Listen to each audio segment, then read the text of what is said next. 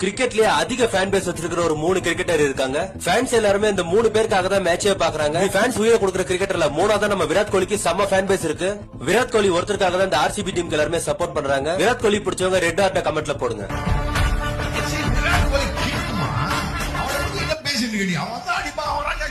Second பிளேஸ்ல நம்ம ரோஹித் சர்மாக்கு அதிக ஃபேன் பேஸ் இருக்கு. மாமா இறங்கினார்னா பொலக்காம விட மாட்டாரு. மும்பை இந்தியன்ஸ் எதனால எல்லாருக்கும் பிடிக்கும்னா நம்ம ரோஹித் சர்மா ஒருத்தருக்காக தான் எல்லாருக்குமே பிடிக்கும். ஹிட்மேனை பிடிச்சவங்க ப்ளூ ஹார்ட்ட கமெண்ட்ல போடுங்க.